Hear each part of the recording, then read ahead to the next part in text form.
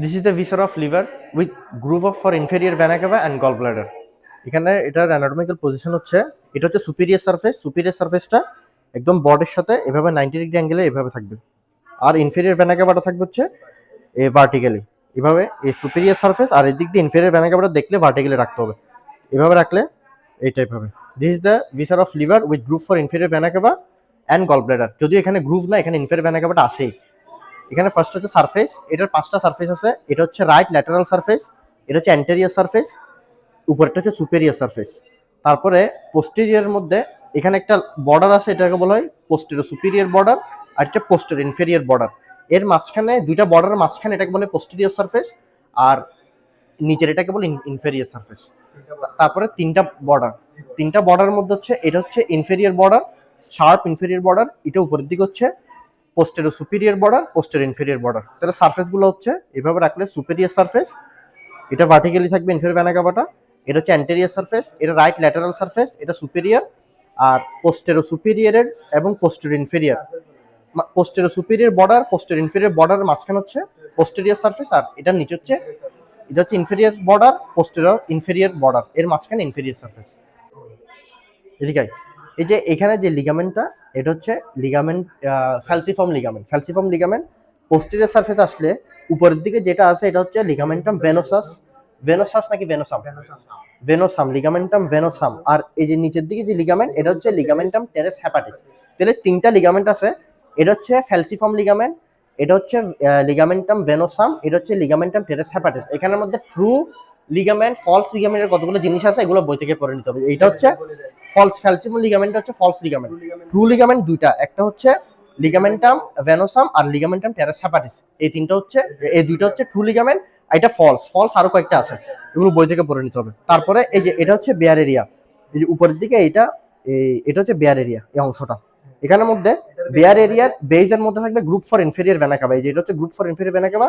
এটার অ্যাপেক্সে থাকবে হচ্ছে রাইট ট্রায়াঙ্গুলার লিগামেন্ট, আর উপরের দিকে থাকবে হচ্ছে সুপেরিয়র করোনারি লিগামেন্ট, নিচের দিকে থাকবে ইনফেরিয়র করোনারি লিগামেন্ট। তাহলে আরেকবার, এটা হচ্ছে বেয়ার এরিয়া, বেয়ার এরিয়ার বেজের মধ্যে থাকবে হচ্ছে group for inferior vena CAVA, এটা হচ্ছে রাইট ট্রায়াঙ্গুলার লিগামেন্ট, উপরের দিকে থাকবে হচ্ছে সুপেরিয়র করোনারি লিগামেন্ট, এদিকে হচ্ছে ইনফেরিয়র করোনারি লিগামেন্ট। এখানে বেয়ার এরিয়ার মধ্যে একটা ইম্পর্টেন্স হচ্ছে এখানে পোর্টোকেভাল অ্যানাস্টোমোসিস হয়। পোর্টোকেভাল অ্যানাস্টোমোসিসের আরো কয়েকটা সাইট আছে যেগুলো গাইডে আছে, গাইডে বা বইয়ে হোয়াটএভার। এখানে পোর্টোকেভাল অ্যানাস্টোমোসিস হয়, এটাই হচ্ছে এটার ইম্পর্টেন্স। আর অন্যান্য আরো কিছু সাইট আছে, এগুলো পড়তে হবে। এটা হচ্ছে right lateral surface. Right lateral সারফেসের রিলেশনে থাকে 7 থেকে 11 রিবস।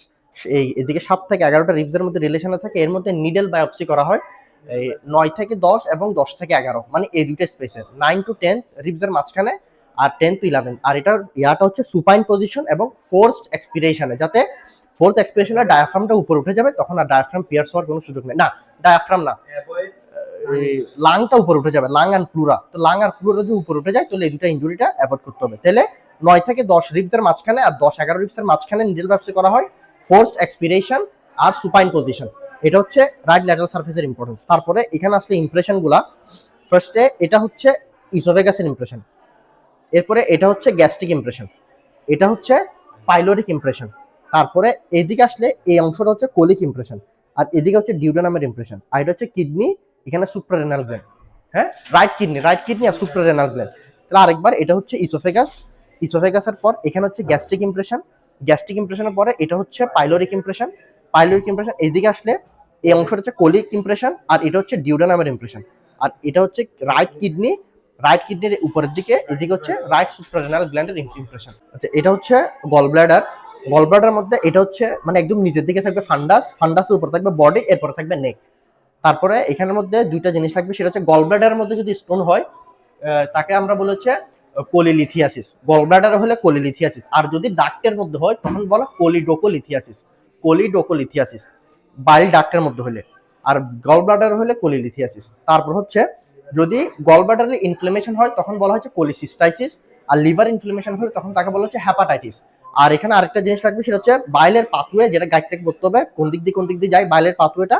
তারপর হচ্ছে কতগুলো বাইলের ডাক্টের ফরমেশন আছে, মানে এই হ্যাপাটিকের মধ্যে রাইট এবং লেফট হ্যাপাটিক মিলে কমন হ্যাপাটিক, কমন হ্যাপাটিকের সাথে সিস্টিক ডাক্ট মিলে হয় কমন বাইল ডাক্টের সাথে প্যানক্রিয়াটিক ডাক্ট মিলে হয় অ্যাম্পুল অফ ভ্যাটার হয়ে ওপেন হয়। মানে ওই যে ডাক্টের পাথওয়েটা মুখস্থ করতে হবে, আর বাইলের পাথওয়ে। আচ্ছা, এখানের মধ্যে ইনফেরিয়র বর্ডারে দুইটা নচ আছে, এটা হচ্ছে ইন্টারলোবিউলার নচ। ইন্টারলোবিউলার নচ, এই ইন্টারলোবিউলার নচের মধ্যে থাকবে হচ্ছে লিগামেন্টাম টেরেস হেপাটিস। আর এখানে থাকে হচ্ছে সিস্টিক নচ। সিস্টিক নচের মধ্যে থাকবে হচ্ছে fundus of the gall bladder. তাহলে ইনফেরিয়র বর্ডারে দুইটা notch, interlobular that contains the ligamentum teres hepatis and cystic notch that contains the fundus of the stomach. তারপর হচ্ছে এখানে দুইটা লোব আছে, এটা হচ্ছে কর্ডেট লোব। কর্ডেট লোব নিচের, এটা হচ্ছে কোয়াড্রেট লোব। কোয়াড্রেট এবং কোয়াড্রেটের মাঝখানে যে রিজিয়ন, এটাকে বলে পোর্টা হ্যাপাটিস। পোর্টা হ্যাপাটিস দিয়ে যাই হচ্ছে এই যে এটা হচ্ছে পোর্টাল ভেইন। পোর্টাল ভেইন, তারপর এটা দিয়ে আরো অনেক কিছু এন্ট্রি নেই, এক্সিট করে, এটা গাইড থেকে পড়তে হবে কি কি জিনিস এন্ট্রি নেই। এন্ট্রি নিয়ে হচ্ছে পোর্টাল ভেইন, হ্যাপাটিক আর্টারি, তারপর হচ্ছে আর বের হয় হচ্ছে তো ওই ডাকগুলা, সিস্টিক ডাক, তারপর হচ্ছে বাইল ডাক, আরো কি কি ডাক বের হয়, মানে কি কি ঢুকে কি কি বের হয়, এটা গাইডে আছে। তারপর আচ্ছা, আরেকটা জিনিস হচ্ছে porta hepatis is not a true gateway because এখান দিয়ে হ্যাপাটিক ভেইন এন্ট্রি নেয় না, এই জন্য। তারপর হচ্ছে দুইটা লোব, এটা হচ্ছে কোলিসিস্টা ভেনা ক্যাভা লাইন, এটা হচ্ছে ইনফেরিয়র ভেনা ক্যাভা, এটা হচ্ছে গল ব্লাডার। এই যে এইভাবে করে একটা লাইন দিলে এটা দুইটা লোবে ভাগ হয়, এটাকে বলে ফিজিওলজিক্যাল ডিভিশন। এভাবে কোলিসিস্টা ভেনা ক্যাভা লাইন, এটা হচ্ছে মানে দুইটা রোব হয়, এগুলো এটা হচ্ছে কি ফিজিওলজিক্যাল ডিভিশন। আর এই সাইডে আসলে ফ্যালসিফর্ম লিগামেন্ট, এটা হচ্ছে অ্যানাটমিক্যাল ডিভিশন করবে ফ্যালসিফর্ম লিগামেন্ট। তারপর এই যে উপরের দিকে, এটা হচ্ছে দিকে দেখা, এটা হচ্ছে ইনফেরিয়র ভেনা ক্যাভা, যেটা বড় দেখা যাচ্ছে। আর এখানে ছোট ছোট তিনটা নচ, নচ না, ছোট ছোট তিনটা ফোঁটা দেখা যাচ্ছে, এগুলোকে বলা হচ্ছে হ্যাপাটিক ভেইন।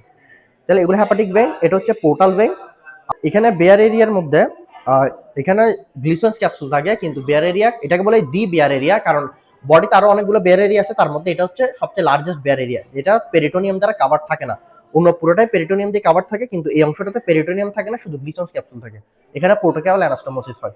তারপর হচ্ছে এখানে আরো হয়তো কয়েকটা কন্টেইন আছে, এগুলো গাইড থেকে পড়ে নিও, গাইড না বই হোয়াট এভার। তারপর হচ্ছে এখানে এই আরেকটা কি কথা বলার কথা,